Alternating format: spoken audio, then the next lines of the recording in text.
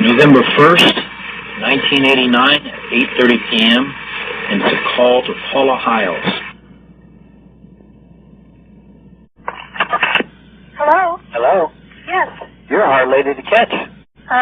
This is Dave Coleman, right? Yes, it is, ma'am. Let me preface anything that I say by saying that I am not out to get Jack Hyles.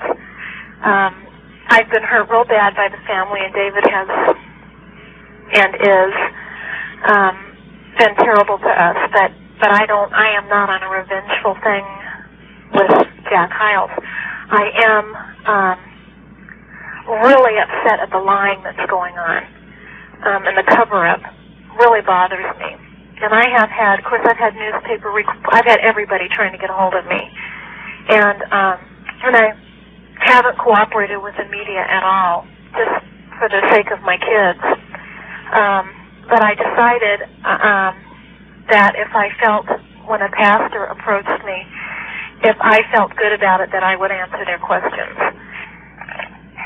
George Godfrey forwarded your letter to me.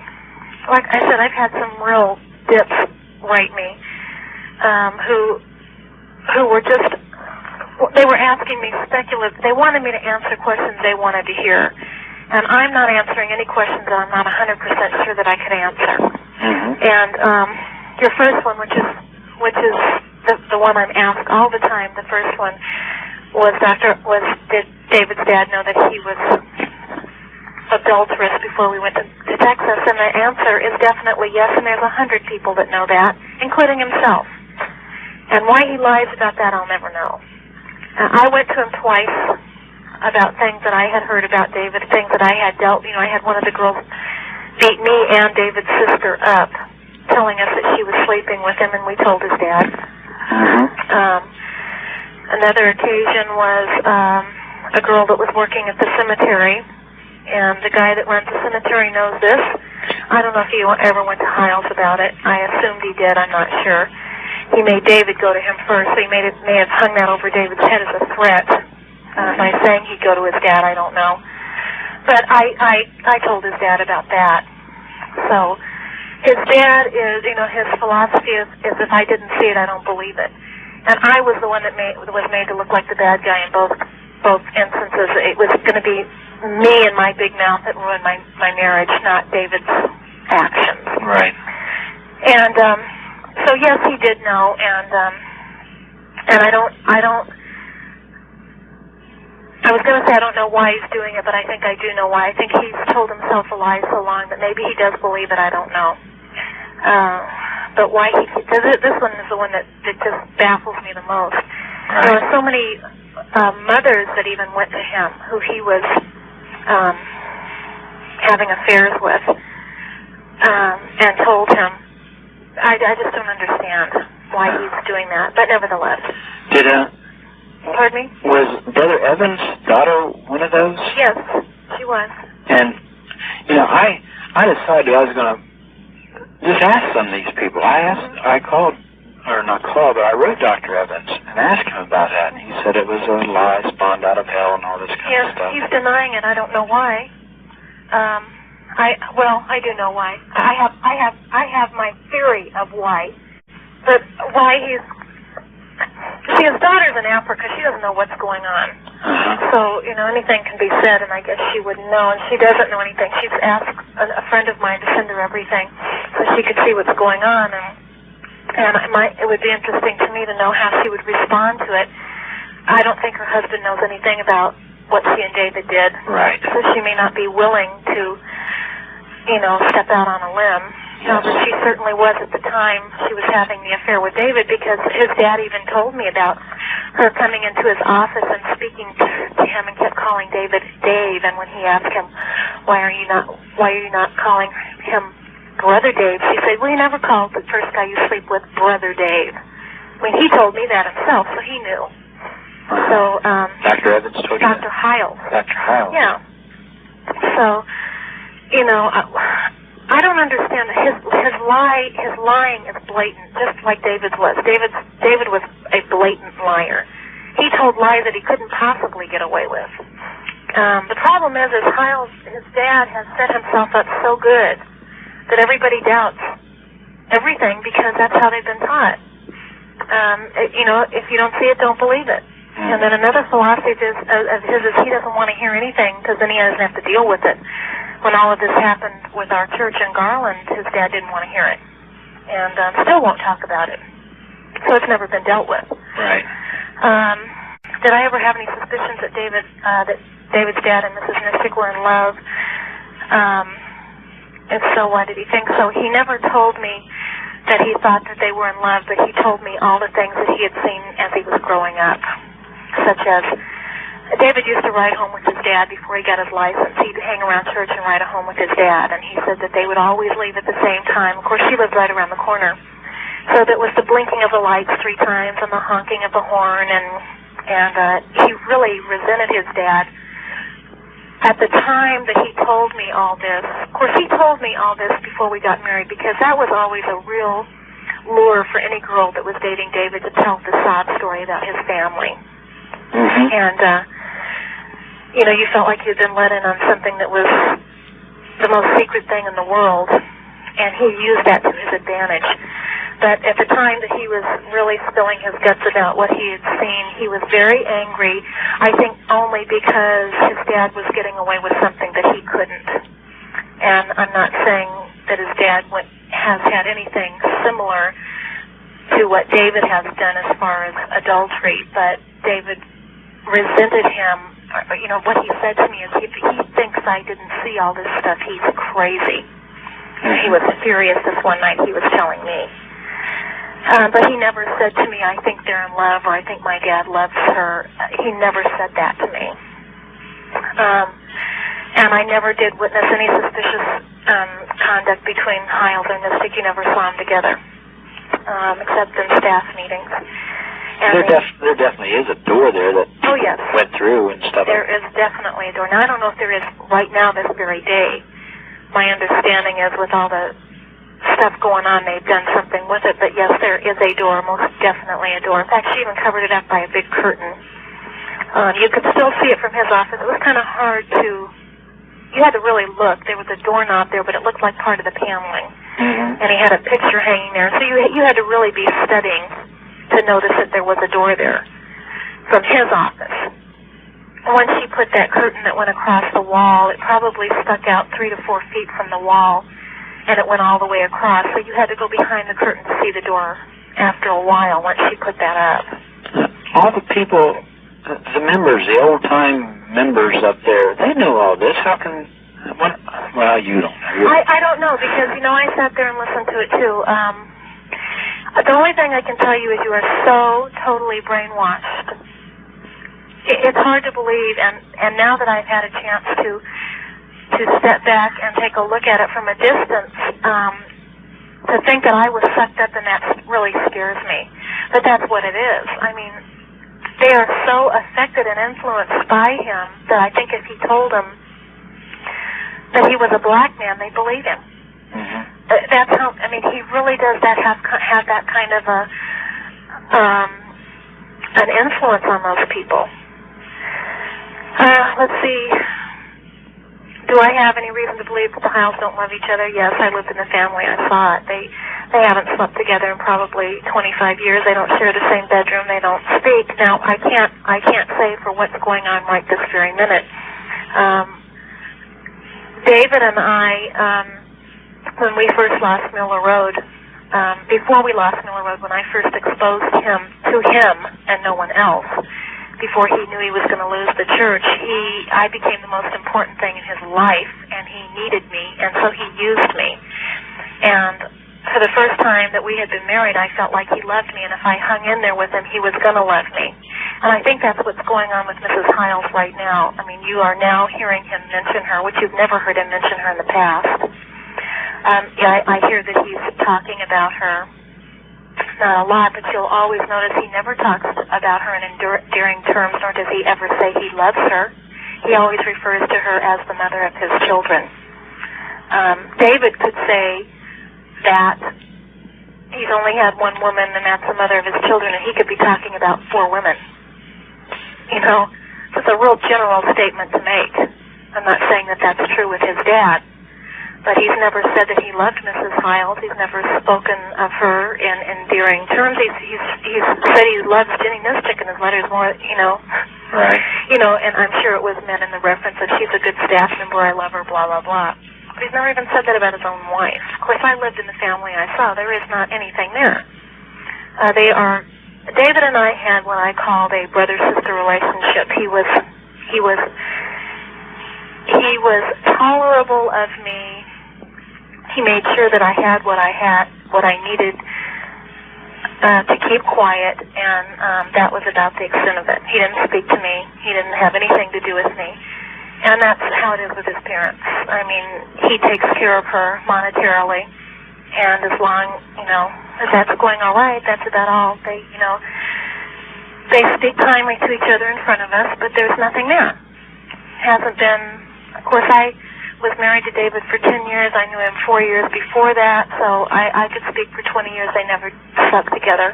I can't, like I said, I haven't been there in 5 years. I don't know what's going on now.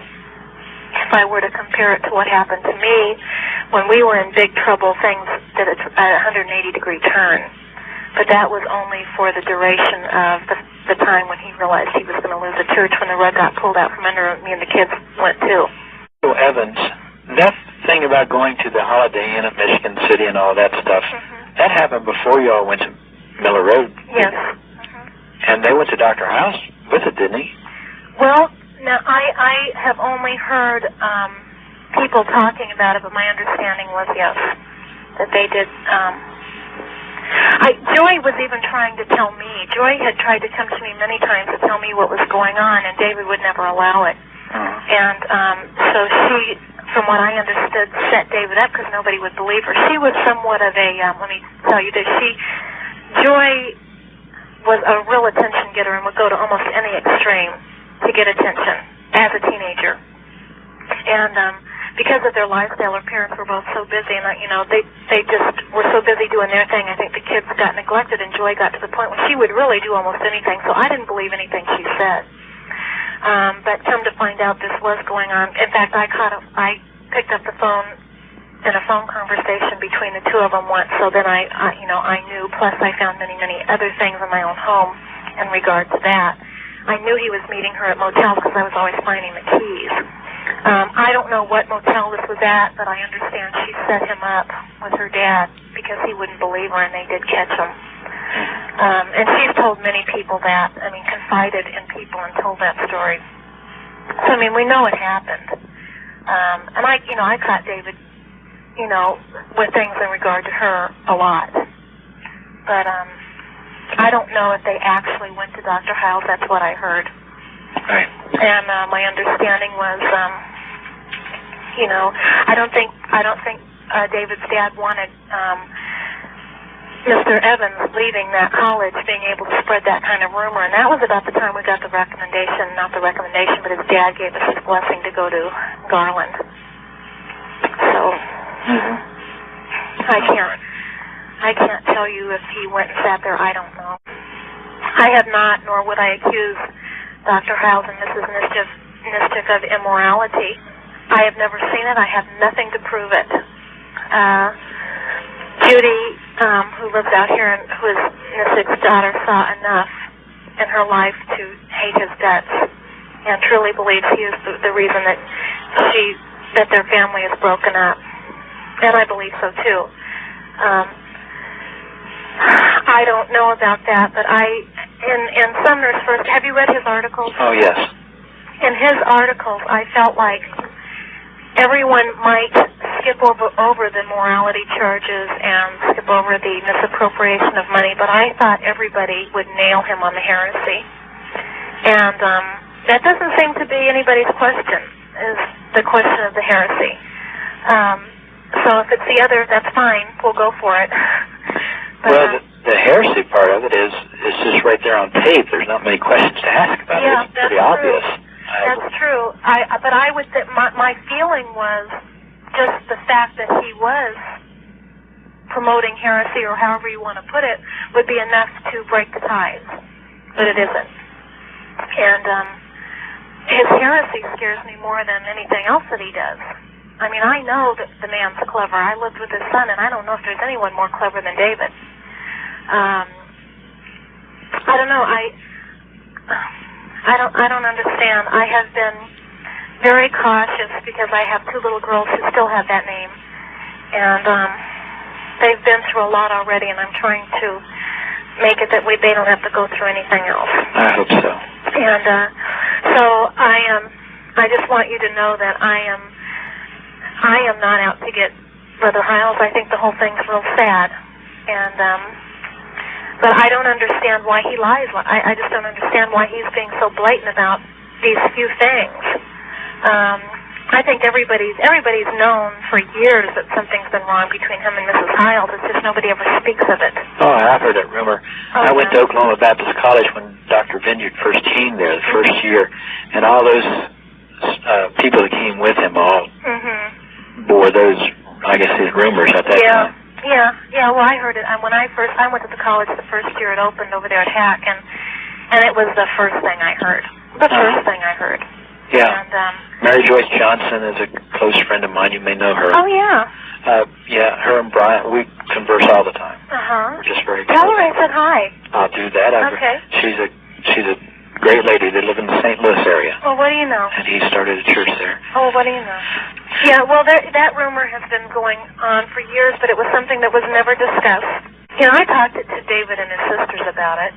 So I knew what was going on, but it was, I told Mrs. Hyles when I finally split up from David, I said, I can't, we all lied for them. When one of the first questions, whenever we would speak or get asked to speak somewhere, if we opened it up for questions, the first thing was, why doesn't Dr. Hyles ever mention Mrs. Hyles? And I would always say, she doesn't want to be talked about. She lives in a fishbowl. She wants a private life, and I tried to cover up for her. But when I split from David, I said, I'm not going to lie for you anymore. I can't do it anymore. I don't think it's right. And I said, if I get asked that question anymore, I'm going to tell the truth. And she said, well, I understand, and I want you to tell the truth. So I haven't lied anymore. And I'm not going to lie anymore. I covered up for David so many years thinking that I was going to make things all right, and I feel like I had a big part in destroying him because I didn't deal with the problems that I saw immediately. But don't you think Dr. Hyles could say the same thing as far as having a part in Dave's destruction as far as not handling the problems when they were... He wouldn't. I mean, I believe that Brother Hyles knows that David had moral problems from the day he hit puberty, but it was never dealt with. I mean, when I was dating David, the books that he has written on rearing teenagers and dating, we never did one thing. We never double dated ever. He came and went as he pleased. That boy had not one rule for his life. Never. He did what he wanted to do.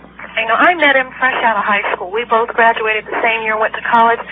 He never had restrictions on his life. And his dad would get up and preach this and browbeat everybody to death to do their kids that way, but David didn't have to live that way. But didn't the people know that? I don't know. I would just sit there and he'd start saying, my son Paula and David have never single dated, and I'd look at David and start laughing. I'd think, this is hilarious. I can't believe that he gets up and says this. And I had, his dad gave me 6 months of sex counseling before David and I got married, and I could nail him just with that and what he said to me. But one of the things, he was so interested in David and mine and David's personal, relationship, and I told him every time we talked, he'd ask if we kissed, and I'd say yes, and he'd ask me real intimate questions about when we kissed and what happened when we kissed, and the night we get married, he tells everybody it was our first kiss. And I about laughed in his face. I was embarrassed. I was humiliated that he did it, because he had kissed every other girl in the church too, and they were all sitting out there laughing. So it's like I said, I believe that maybe he wants to believe something so bad that he doesn't remember what the truth is. I cannot comprehend. What I can't comprehend is telling a lie that so many people know is a lie.